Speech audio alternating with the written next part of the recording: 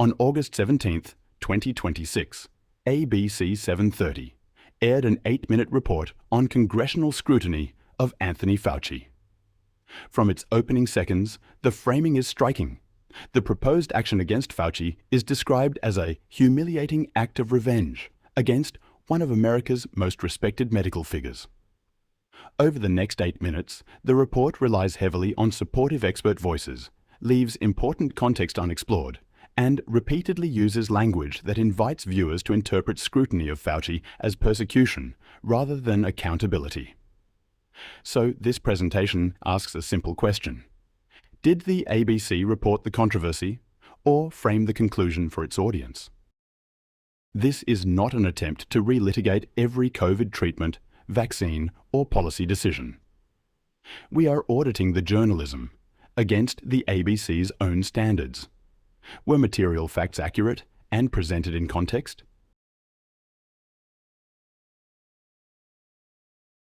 Was the reporting gathered and presented with due impartiality?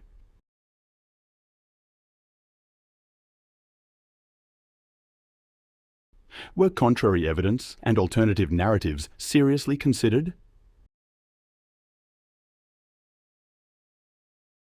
And did the report avoid unduly favouring one perspective?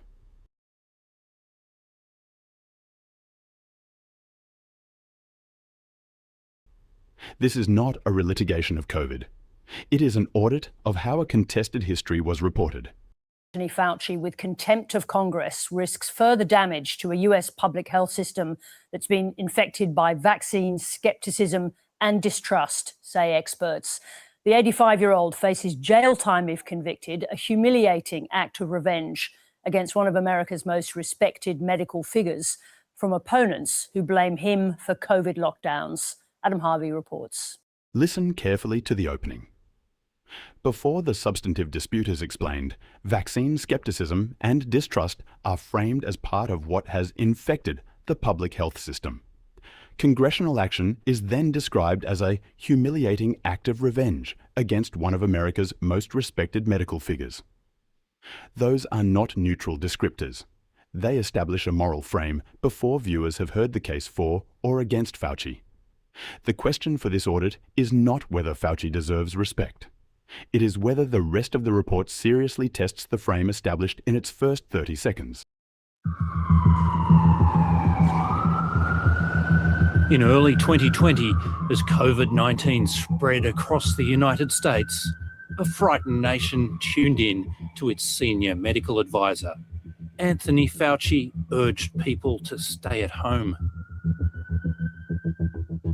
You don't want to put your loved ones at risk, particularly the ones who are elderly and the ones who have compromised conditions. And you've lied to this body. Some have never forgiven him.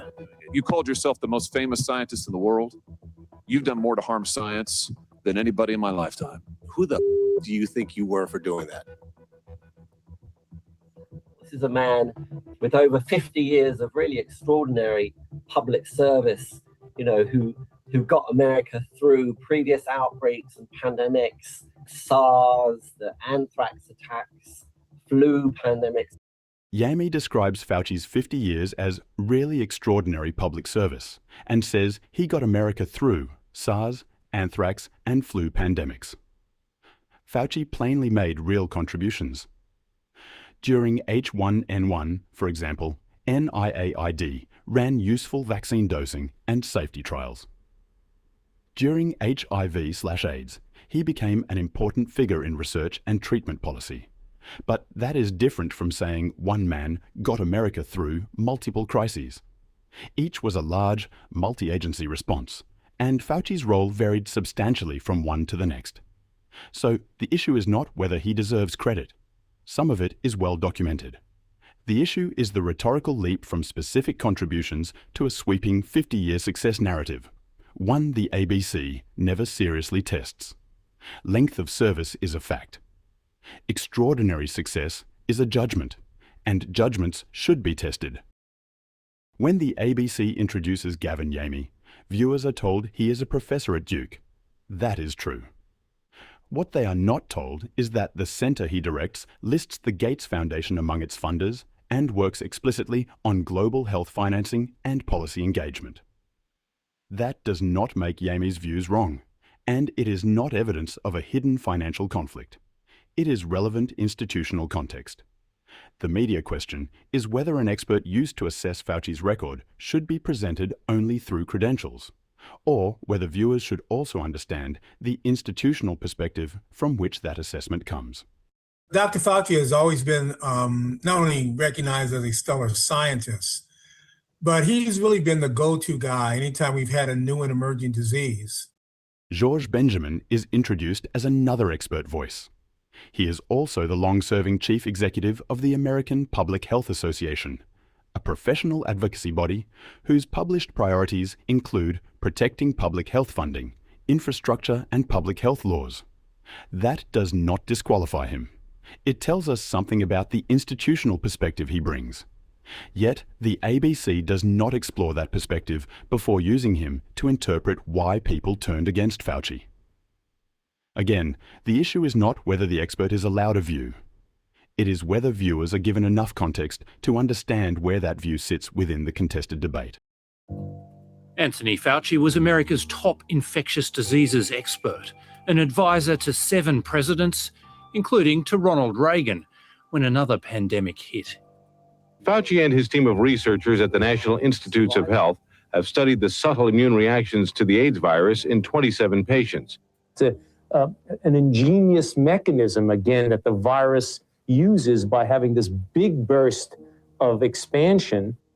He had a huge role to play in turning HIV from what was an almost always fatal disease, into something that people can live a normal life with. The fuller HIV/AIDS story is more complicated than Yami's heroic summary. To the ABC's credit, it does briefly acknowledge that Fauci was targeted by activists and later engaged with them. That matters. Fauci did play a significant role, and he helped change treatment access and trial policies after sustained pressure from ACT UP and the wider HIV/AIDS community. But the period involved real conflict over drug access, trial design, and the pace of the federal response. The therapeutic transformation also depended on advances in antiretroviral drugs and combination therapy across academia, government, and industry. So the issue is not that Yami gives Fauci credit. Some of that credit is deserved. The issue is compression. A long, contested history is resolved into a largely celebratory account of Fauci's leadership. And probably one of the most significant aspects was his design of a program called PEPFAR, which led to the funding of antiretrovirals for people in Africa. The ABC next introduces Sharon Lewin as one of Australia's leading infectious disease experts and tells viewers she has worked closely with Anthony Fauci. That disclosure matters, but the relationship is presented as a credential, not explored as potentially relevant perspective when she evaluates his record. Her first substantive contribution is PEPFAR and the claim that it probably saved over 25 million lives. That is a powerful number. So before moving on, it is worth asking exactly what it means and what work it is doing in this report. For decades, probably saved over 25 million lives. Listen to what happens here. In a report about congressional scrutiny of Fauci's COVID record, the ABC reaches back 20 years to one of the strongest achievements associated with his career. PEPFAR is widely regarded as a major global health achievement, and Fauci was one of its principal architects. That deserves acknowledgement. But 25 million lives saved is a population-level impact estimate, not a personal ledger of 25 million people saved by Anthony Fauci. And PEPFAR was never the work of one man. It involved presidents, Congress, multiple US agencies, partner governments, NGOs, clinicians, community organizations, and people on the ground. Fauci deserves credit, but not sole ownership. So why does an 8-minute report about scrutiny of his COVID record reach back 20 years to one of the strongest achievements of his career before seriously testing the criticisms actually before the Senate? The issue is not whether PEPFAR did good. It is what that achievement is being used to establish about Fauci before the COVID argument even begins. That's where the framing matters. We've now heard from the three principal experts the ABC chose to interpret Fauci's record. Gavin Yamey, Georges Benjamin and Sharon Lewin are all highly credentialed. The issue isn't their qualifications, it's the cumulative perspective. Yamey works within the global health financing and partnership system Fauci helped champion. Benjamin leads a major public health advocacy organization. And Lewin's close professional relationship with Fauci is actually disclosed by the ABC, but presented as a credential rather than explored as potentially relevant perspective. All three give viewers broadly favorable assessments. What we haven't heard is a comparably developed scientific or public health voice explaining why Fauci's record, or the policies surrounding it, remain contested. That doesn't prove the experts are wrong. It does raise a due impartiality question about the picture their selection creates. He was initially the target of protesters, angry the US was too slow to respond. Dr. Fauci went out and listened to them. He took their criticisms, he sat down with them, and he figured out ways to remove many of the barriers. And in the end, he was revered by the HIV/AIDS community. His leadership was critical to work on SARS, Zika, and Ebola. They went by the protocol, they got infected. Right now, those protocols are being changed. Yeah. And in 2020, he led the fight against COVID. We've got to get that message out that we are all in this together. And if we are going to contain this, we've got to contain it together. Sharon Lewin is one of Australia's top infectious diseases experts and has worked closely with Anthony Fauci.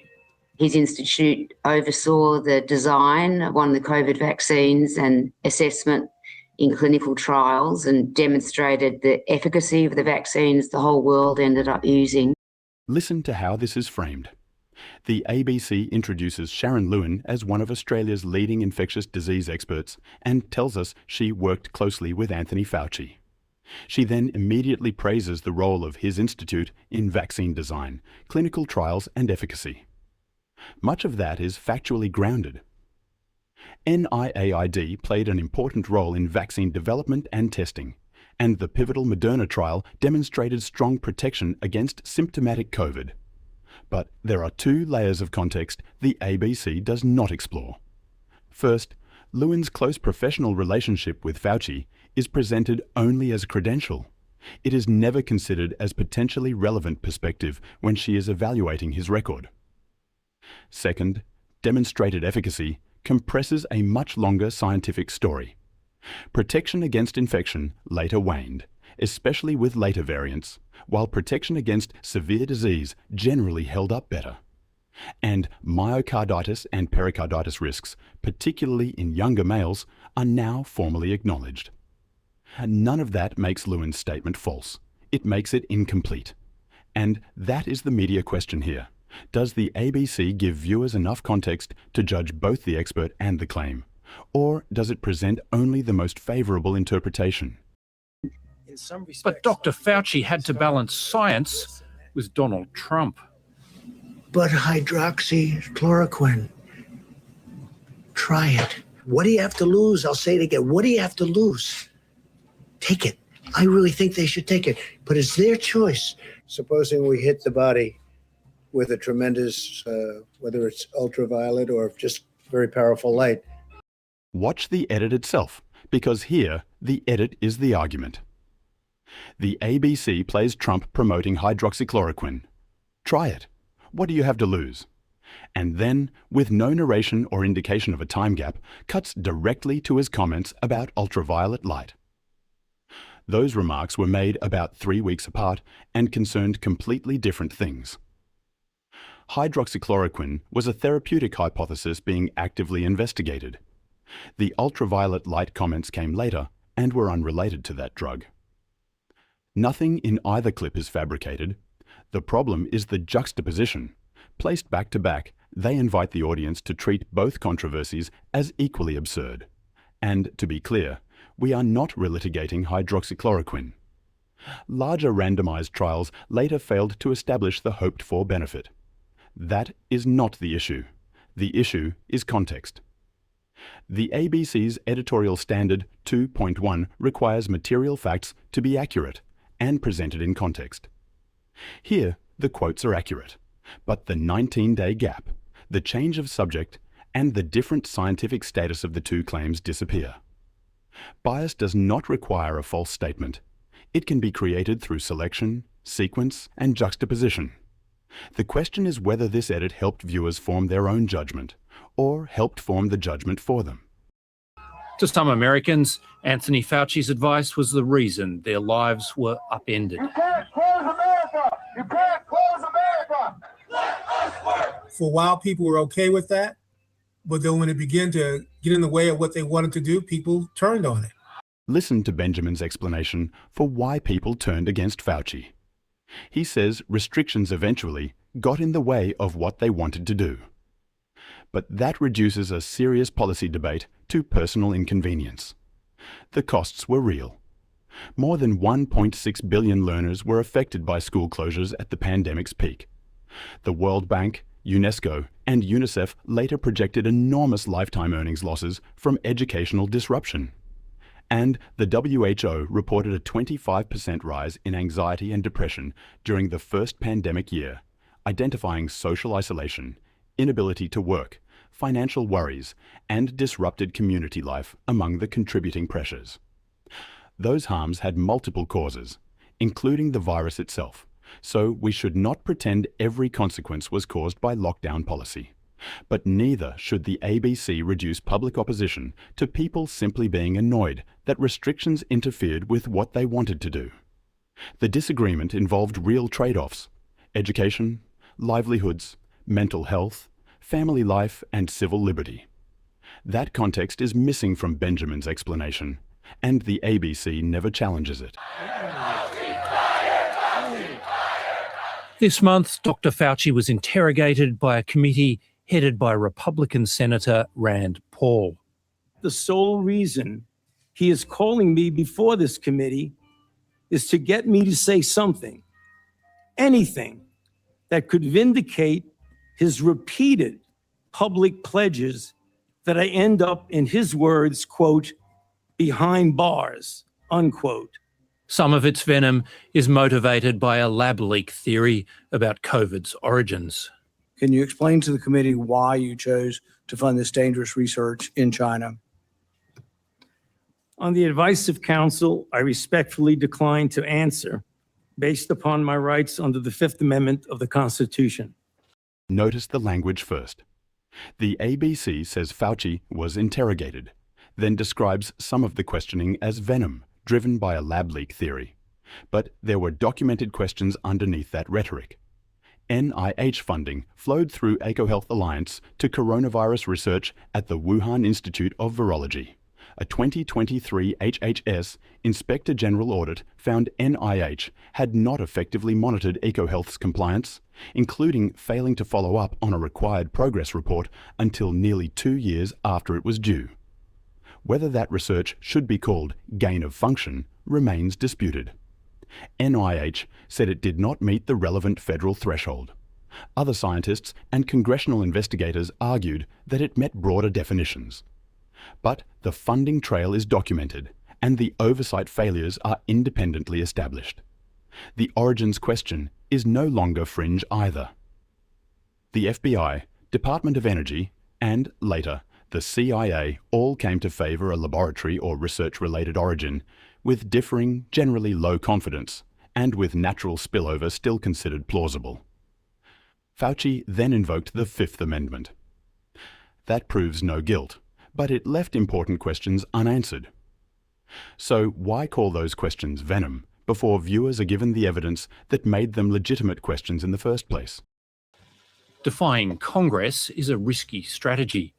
Trump advisor Steve Bannon was jailed after refusing to appear before a congressional committee investigating the January 6 riots. What we're doing is taking on the illegitimate Biden regime. Amanda Vaughan prosecuted Bannon. She thinks Dr. Fauci is on more solid ground.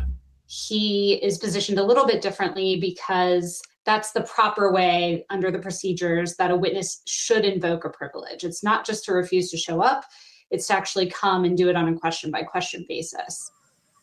As one of the last acts of his presidency, Joe Biden issued a preemptive pardon to Anthony Fauci. To be fair, the ABC does mention the pardon, but only briefly. On January 19th, 2025, President Biden gave Fauci a full and unconditional pardon covering possible federal offences going back to 2014, connected with his NIAID and COVID-era roles. Biden said it was intended to protect public servants from politically motivated prosecution, and a pardon is not evidence of guilt. But its extraordinary breadth is clearly relevant in a report about congressional accountability. The ABC states the fact, but never really examines it. But Republican senators argue that doesn't exempt him from answering their questions. Kentucky Senator Rand Paul has referred Dr Fauci to the Department of Justice for possible contempt charges. In theory, a decision to prosecute wouldn't be influenced by political motivations. It does seem like political appointees in the department are getting a lot more involved in decision making than they would in a different time. Prosecution is possible. I would not be surprised at all. What kind of penalties might he face? For crimes like this, for someone like Dr. Fauci, it would really be 0 to 6 months. Even without charges, Dr. Fauci's critics are determined to humiliate him, releasing his diary and text messages. It is not hyperbole to say that today I am the most famous and talked about person in the country. The nurses went absolutely wild to see me. They were squealing and laughing and clapping. This is more consequential than the trashing of a reputation. Instead of a serious inquiry into the lessons of COVID, America has got an inquisition of Anthony Fauci. Watch the progression here. The ABC doesn't simply report that Fauci's diary and text messages were released. It tells viewers why his critics supposedly released them, to humiliate him. Then, moments later, Harvey says America has an inquisition of Anthony Fauci. The records may well have been embarrassing, but disclosure can also serve accountability and public scrutiny. The issue is that the ABC presents humiliation as the motive and persecution as the frame, without seriously testing the alternative explanation, that the material itself may be relevant to public accountability. What we should have done, and we still can do, is create a national commission to better understand what happened in COVID, to make good recommendations that are evidence-based, and stop reinventing history. All of this is going to affect people's trust in vaccines. We know that hundreds of thousands of people died. They'd be alive today if they had taken a vaccine. The ABC did show critics of Fauci, but largely as senators, protesters, and crowds. His supporters were given something different, credentialed experts with time to explain and interpret his record. Yet, materially different expert and academic perspectives were available, including here in Australia. Gigi Foster on lockdown costs and policy trade-offs. Philip Altman on clinical trial evidence and drug and vaccine regulation. Ramesh Thakur on mandates, governance and government power. Astrid Leffringhausen on immunology and vaccine safety questions. And Robert Clancy on immunology, pandemic policy and lab origin scrutiny. Some of those views have themselves been strongly disputed, and relevant affiliations should be disclosed. That does not make them automatically right, or automatically irrelevant. The ABC did not need to endorse those voices or give them equal airtime. But showing criticism is not the same as seriously explaining the critical case. We've forgotten the trauma of COVID, say some doctors and nurses who are now posting in support of Dr. Fauci, to remind America of how desperately it needed his steady hand. They did the best they could with the information that they had at the time. I stand with Fauci. Now, step back from the individual claims and look at the language as a whole. Congressional action begins as revenge. Lab origin scrutiny becomes venom. Releasing documentary evidence becomes an attempt to humiliate him. The investigation becomes an inquisition. And the report closes with the steady hand framing, followed by, "I stand with Fauci." None of those moments alone proves bias. But taken together, alongside sympathetic expert commentary and no comparably developed expert counter-perspective, they create a remarkably consistent frame. The question is whether viewers were being given the evidence to reach a conclusion, or progressively guided toward one. And the chronology matters. On August 10th, a full week before the ABC broadcast, Senators Ron Johnson and Rand Paul released the first tranche of Fauci's government phone texts. Those messages showed senior officials privately discussing a theoretical concern around vaccination in the first trimester, alongside uncertainty in the available pregnancy evidence. Further texts were released on August 16th, the day before the ABC report aired, including discussion that initial studies had avoided vaccination in the first trimester. These texts do not establish that COVID vaccination caused miscarriages. That is not our claim. What they raise is a risk communication question. How fully was uncertainty being discussed publicly while senior officials were weighing it privately? That material was already in the public record when the ABC report aired on August 17th, but it was not addressed. Then, on August 18th, the very next day, former senior NIAID advisor David Morenz pleaded guilty to conspiracy connected with concealing federal records concerning coronavirus research grants. Fauci was not charged in that case. Some evidence complicating the ABC's narrative was therefore already public before the broadcast. More emerged immediately afterwards. None of this proves every allegation against Fauci, but it reinforces why serious scrutiny should not have been framed so readily as revenge, venom, humiliation, or inquisition. So we return to the question we began with. This presentation was never about proving Anthony Fauci a saint or a villain. He made genuine contributions during a long public health career. He also held enormous institutional influence during decisions that remain contested and deserve scrutiny. Our question was narrower. Did the ABC report that contested record with sufficient context and due impartiality? Across 8 minutes, supportive experts were given authority to interpret Fauci's record, while no comparably developed expert counter-perspective was provided. Important context went unexplored, and the language moved repeatedly through revenge, venom, humiliation, and inquisition, before closing with the steady hand framing and "I stand with Fauci." Some material complicating that narrative was already public before the broadcast. More emerged immediately afterwards. None of that means every criticism of Fauci is correct. It means legitimate scrutiny was framed far more confidently as persecution than the contested evidence justified. Public trust is not protected by narrowing the questions people are permitted to ask. It is earned by giving them enough evidence to judge for themselves. If you found this breakdown useful, please consider sharing. Thoughtful scrutiny only matters if people are willing to keep the conversation going.